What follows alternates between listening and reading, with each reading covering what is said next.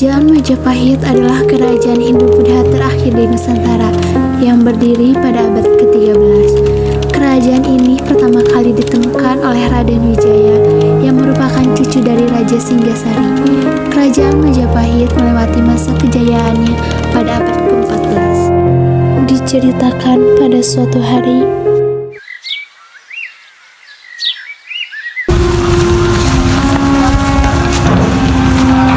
Patih, angka baiknya kita istirahat terlebih dahulu.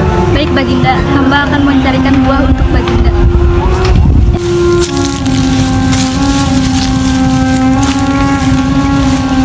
Ini Baginda, hamba bawakan buah maja untuk Baginda.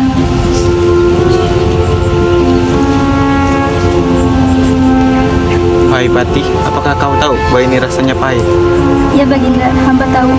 Bagaimana kalau kita menamakan kerajaan kita dengan sebutan Majapahit? berdirilah sebuah kerajaan dengan nama Majapahit. Sang Raja Raden Wijaya mengadakan pertemuan dengan para patihnya di aula kerajaan. Para patihku, berjanjilah kalian akan setia kepadaku dan kerajaan ini. Baik, Baginda. Para patih merasa kecewa atas tahta yang diberikan sang raja kepada mereka. Teman, aku sangat kecewa atas tahta yang diberikan raja kepada kita. Tenang saja temanku, bukankah kita mempunyai banyak pasukan? Mereka pun berencana membuat pemberontakan karena merasa kecewa pada sang raja. Hei Raja! Kami sangat kecewa atas tahta yang diberikanmu kepada kami.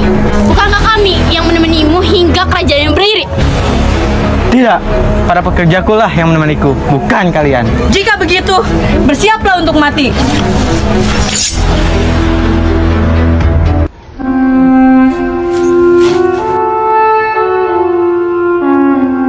Akibat pemberontakan tersebut, Raden Wijaya tidak bisa diselamatkan.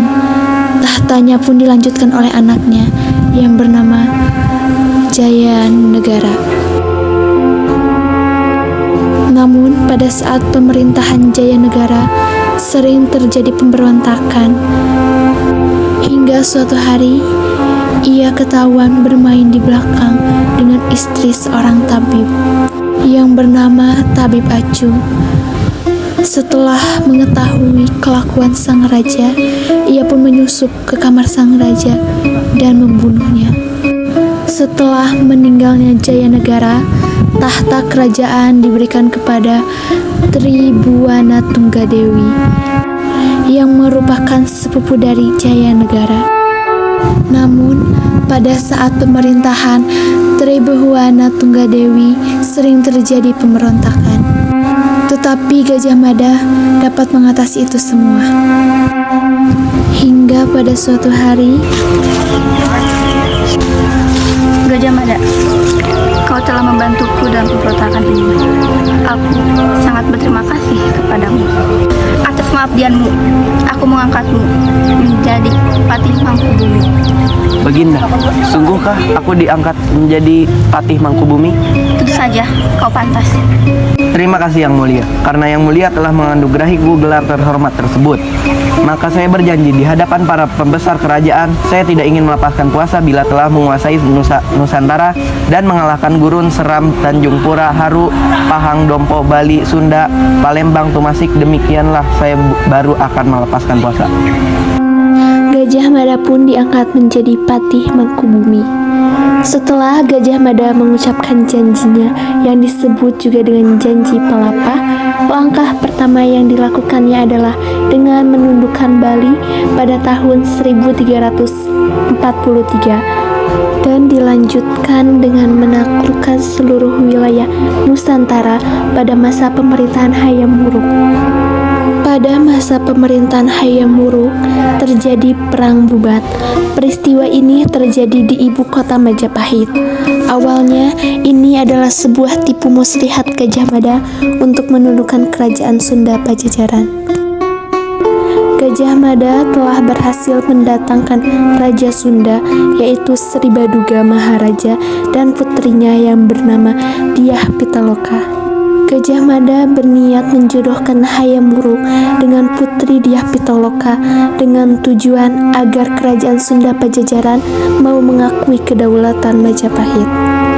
Di lapangan luas saat Gajah Mada dan Sri Baduga Maharaja dipertemukan, mereka sedikit bertengkar karena Gajah Mada ingin menjodohkan putrinya dengan Raja Hayam Wuruk. Tetapi sang Raja Sri Baduga menolak perjodohan tersebut. Hingga akhirnya putri Dyah Pitaloka mendengar pembicaraan mereka. Apa kau dengar pembicaraan ayahanda dengan Majapahit? Apa? Tidak. Ayah! Saya tidak setuju jika putriku jadi permainan polisi. Tidak. Aku akan setia pada kerajaan ini. Dan aku tidak akan menikah dengan raja. Jika kau tidak mau, maka akan terjadi peperangan. Maka menikahlah dengan raja. Tetap tidak mau. Lebih baik aku mati daripada harus menikah dengan raja. Tidak putriku, ayah rela memberi kerajaan ini. Tidak ayah, maafkan aku.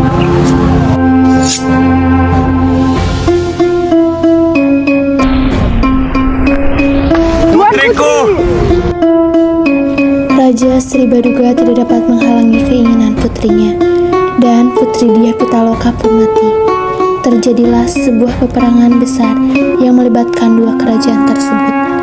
Karena tidak seimbangnya antara pasukan Gajah Mada yang berjumlah besar dengan pasukan Sri Baduga yang berjumlah kecil, peristiwa itu pun berakhir dengan gugurnya Sri Baduga dengan para menteri, pejabat, dan para prajuritnya.